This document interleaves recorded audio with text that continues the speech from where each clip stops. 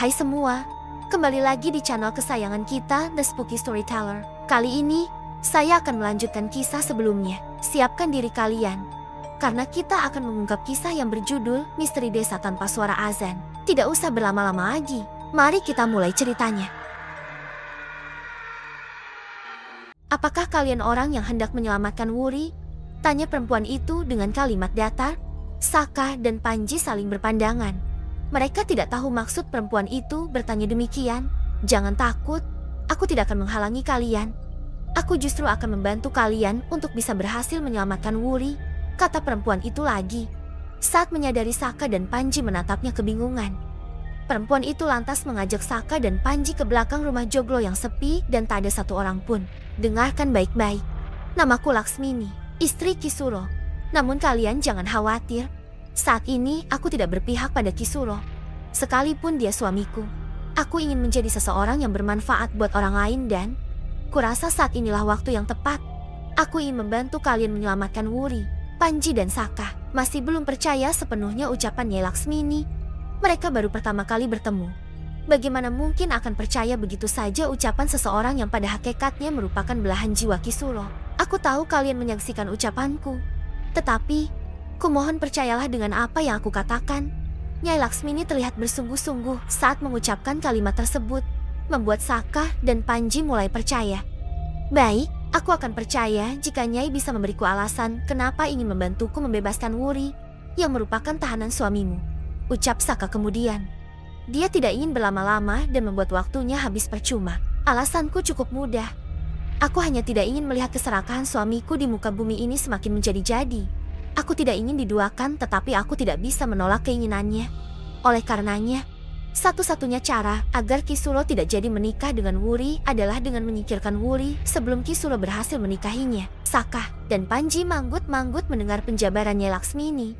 Alasan Nyai Laksmini cukup masuk akal dan bisa diterima. Kalau begitu, tunjukkan pada kami di mana kamar Wuri. Panji ikutan bersuara. Sabar anak muda. Kamar Wuri yang mempunyai gorden berwarna ungu di samping ruang tengah yang kalian lewati tadi. Namun kurasa kalian tidak akan bisa membawa Wuri keluar sekarang. Kenapa? Kami sudah berada di sini. Tinggal mendobrak pintu Wuri dan kemudian kami bisa lari. Panji memberikan pendapatnya sekaligus mempertanyakan ucapan Nyai Laksmini. Kalian pikir semudah itu mendobrak pintu kamar Wuri yang terbuat dari kayu jati yang sangat tebal? Pintu kamar Wuri itu dikunci oleh Kisuro. Tidak cuma satu kali saja. Bagian bawahnya di lantai, bagian atasnya juga di lantai. Kisuro mengunci bagian tengahnya 2 kali. Sementara pintu kamar itu hanya ada satu itu saja untuk masuk. Kalian akan membutuhkan waktu yang sangat lama untuk mendobraknya sebelum kalian berhasil. Aku yakin kalian sudah tertangkap terlebih dahulu, dan itu artinya jalan untuk menyelamatkan Wuri akan semakin jauh. Nyai Laksmini menerangkan alasannya meragukan ucapan Panji. Lantas sekarang, langkah apa yang harus kami tempuh agar bisa dengan mudah membebaskan Wuri? Tanya Saka. Dia cukup berpikir logis dalam menghadapi kasus ini. Pikirnya Nyai Laksmini lebih tahu tentang padepokan dibanding dirinya maupun Panji. Besok sore, Wuri akan menikah dengan Kisuro. Beberapa saat sebelumnya, aku yakin Kisuro akan menyuruh seseorang untuk meriasnya dan dia pasti menyuruhku untuk mencari perias itu. Kalau kalian mau, kalian bisa ambil bagian di sini, yaitu dengan menyediakan perias yang bisa diajak kerjasama. Ucap Nyai Laksmini sungguh-sungguh. Panji dan Saka kembali saling berpandangan. Mereka tidak bisa langsung memutuskan. Dalam benak mereka belum terpikirkan seseorang yang bisa diajak kerjasama sebagai perias Wuri. Nyai Laksmini tampak gelisah sesekali melongo ke arah pintu utama rumah joglo yang terlihat dari tempatnya berdiri. Sepertinya Kisuro sudah selesai melatih bela diri anak buahnya. Sebentar lagi dia pasti akan masuk. Kalian segera pergilah sebelum ketahuan berada di sini oleh Kisuro. Pikirkanlah tawaranku masak-masak dan pastikan kalian berhasil menyelamatkan Wuri besok sore sebelum pukul 5. Jika kalian belum berhasil menyelamatkan Wuri hingga besok pukul 5 sore, maka kalian harus mengikhlaskan Wuri menjadi maduku. Aku perempuan biasa dan tidak bisa menjamin bersikap baik terhadap maduku. Jika kalian setuju, datanglah ke sini jam 3 sore sebagai perias Wuri. Entah bagaimana mekanismenya, aku tidak mau tahu. Yang penting, aku pastikan perias Wuri tidak akan dihalangi saat izin masuk ke padepokan maupun rumah joglo. Aku akan berpesan pada para penjaga agar memberi izin masuk kepada perias Wuri.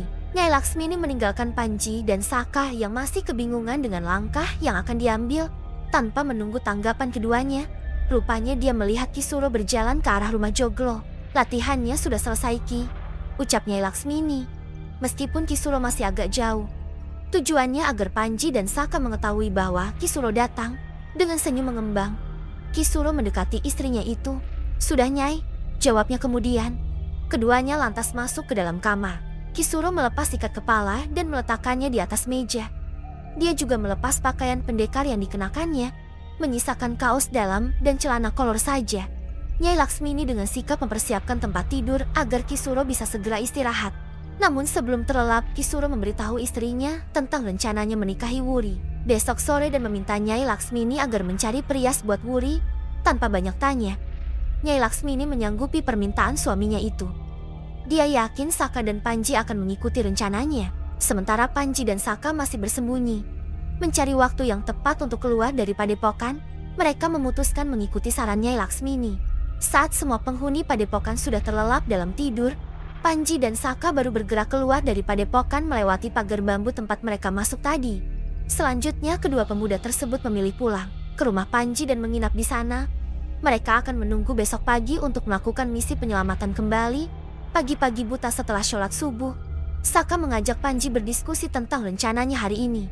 Panji, apakah kamu punya kenalan perempuan yang bisa diajak kerja sama menjadi perias Wuri? Tanya Saka. Tangannya sibuk memijit kakinya yang terasa sedikit lelah efek jalan berkilo-kilometer beberapa hari belakangan ini. Sayangnya aku tidak punya. Satu-satunya perempuan yang aku kenal selain Wuri, ya Lastri. Namun kita tidak mungkin memakainya. Kisuro sudah sangat mengenali Lastri, jawab Panji. Tangannya juga sibuk memijit kakinya. Dia juga merasakan hal yang sama yang dirasakan oleh Saka. Lantas, menurutmu siapa kira-kira yang bisa berpura-pura menjadi periasnya Wuri? Panji menyandarkan punggungnya di dinding kayu rumahnya. Selain fisiknya capek, pikirannya juga cukup lelah. Suasana mendadak hening. Keduanya sama-sama berkutat dengan pikirannya masing-masing. Mencari perias untuk Wuri. Panji yang semula bersandar, tiba-tiba duduk tegak dengan jari telunjuk diacungkan di dekat kepalanya sendiri. Aku punya ide, teriaknya dengan wajah berbinar. Sampai-sampai Saka yang sedang merenung mencari solusi kaget. Apa idemu? Saka, kamu kan mempunyai kulit yang bersih layaknya kulit perempuan. Bagaimana kalau kamu yang menyamar menjadi perias untuk Wuri? Tanya Panji sambil mendekatkan wajahnya ke arah Saka. Hus, jangan mengada-ada. Kamu ini bagaimana? Aku ini laki-laki tulen. Bagaimana bisa menjadi perias untuk Wuri? Memangnya kamu menyuruhku menjadi banci apa? Saka seketika keberatan dengan usulan Panji. Bukan begitu maksudku. Kamu hanya berpura-pura saja menjadi perempuan. Kamu bisa memakai rambut palsu dan pakaian perempuan. Lagian banyak kok perias wajah yang sebenarnya laki-laki, tetapi berpenampilan seperti perempuan. Aku yakin jika wajahmu sedikit dipoles, Kisuro tidak akan mengenalimu. Kamu semakin aneh-aneh. Mana boleh laki-laki menyerupai perempuan? Aku nanti berdosa. Saka masih mencoba memberikan pendapatnya. Dia geli sendiri membayangkan dirinya berpenampilan bak seorang perempuan. Dia kan bukan laki-laki melambai. Aku tahu hukum itu. Tapi keadaan kita saat ini sedang berada dalam situasi yang sangat sulit.